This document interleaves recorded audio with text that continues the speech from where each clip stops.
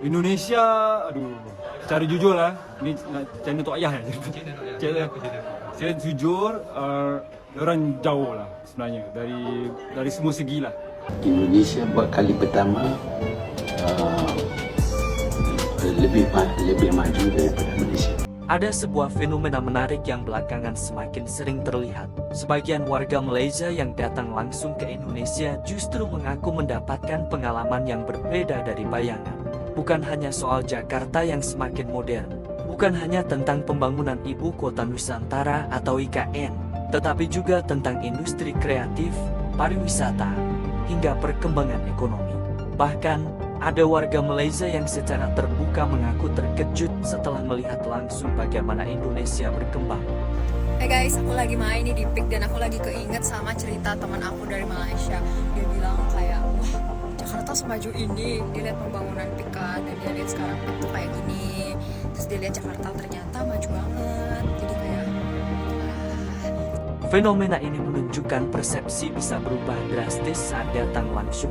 Ada sebuah wawancara ringan di Malaysia yang menarik perhatian. Seorang perempuan ditanya, lebih suka pria Indonesia atau Malaysia? Jawabannya cukup spontan, Indonesia.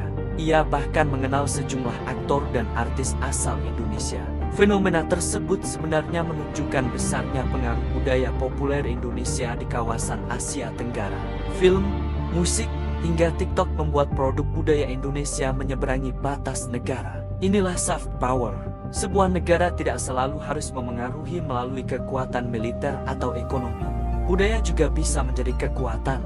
Saat masyarakat negara lain menikmati film kita dan tertarik datang ke Indonesia, sebenarnya sedang terjadi perluasan pengaruh budaya yang besar. Dari segi konten orang, dari segi support, dari segi appreciation terhadap karya diorang, especially daripada luar negara. Kadang-kadang bila saya tengok diorang bekerja kat sana tu jealous juga kan, sebab cuma mungkin mereka dapat lebih banyak attention lah. Itu yang membuatkan mereka jauh daripada kita lah. Dan mungkin sebab production normal ramai, jadi idea-idea diorang tu lain dan banyak. Dengan jumlah penduduk besar dan pasar domestik luas, Indonesia memiliki ekosistem kreatif yang luar biasa. Seorang vlogger Malaysia mengaku terkejut melihat perkembangan ibu kota Jakarta. Gedung-gedung tinggi memenuhi kawasan metropolitan. Jalan raya besar menghubungkan wilayah, dan Jakarta tidak lagi hanya identik dengan kemacetan seperti gambaran di masa lalu. Ada Transjakarta, MRT, LRT, dan kereta komuter.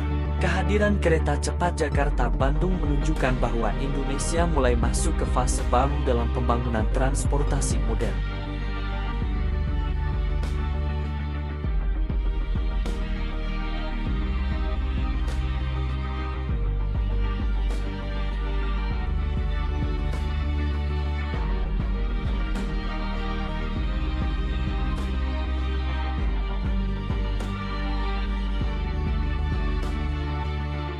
Tentu, bukan berarti seluruh persoalan selesai. Kemacetan dan polusi masih ada, tetapi poin pentingnya, Indonesia sedang mengalami transformasi. Indonesia sedang bergerak maju. Ketika perubahan dilihat dari luar, efeknya terasa berbeda. Warga Malaysia yang mengunjungi ibu kota Nusantara di Kalimantan Timur memberikan kesan yang sangat berbeda dan mendalam. Salah satu bangunan paling menarik tentu Istana Garuda. Bangunan tersebut memiliki bentuk sangat ikonik dan langsung menjadi simbol visual dari ibu kota baru Indonesia.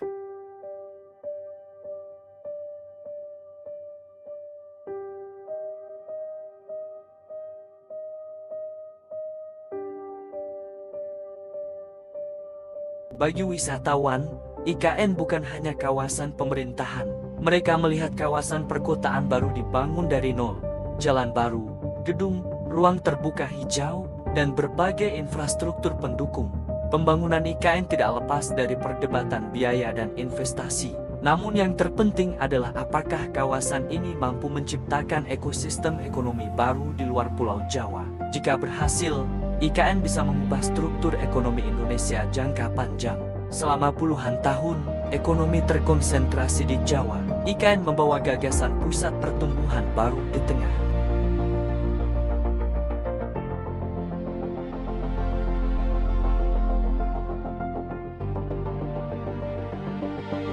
Hal lain yang menarik perhatian adalah keberagaman masyarakat. Dengan ratusan etnis, bahasa Indonesia berfungsi sebagai bahasa bersama. Inilah salah satu kekuatan terbesar bangsa kita. Di Pantai Indah Kapuk, pengunjung melihat budaya Tionghoa, kuliner, dan gaya hidup modern bertemu. Identitas Indonesia tidak harus menghilangkan budaya asal, melainkan menjadi titik temu. Bagi wisatawan Malaysia, keramahan pelayanan di hotel, restoran, hingga pusat perbelanjaan sering mendapat pujian. Hospitality sudah menjadi bagian strategi ekonomi dan soft power Indonesia. Industri kreatif kita sangat kuat karena pasar yang besar. Persaingan antar kreator dan rumah produksi menciptakan inovasi terus-menerus. Inilah keunggulan ekonomi kreatif kita. Dari film horor, drama, musik, hingga kuliner. Semuanya memiliki pasar. Jumlah penduduk memberikan keuntungan besar dalam ekonomi digital, menciptakan jutaan penonton bagi produk kreatif domestik. Ketika warga Malaysia kagum, lihatlah sebagai indikator bahwa persepsi terhadap Indonesia sedang berubah. Namun, jangan menggeneralisasi. Setiap masyarakat memiliki pandangan yang berbeda-beda.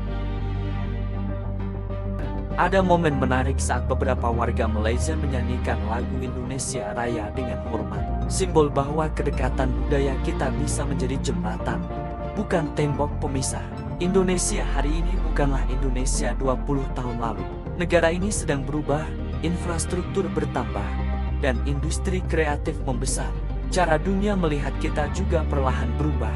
Mungkin sudah waktunya melihat negeri sendiri dengan perspektif lebih luas, bukan dengan kesombongan, tetapi dengan keyakinan bahwa potensi besar Indonesia masih jauh dari kata selesai.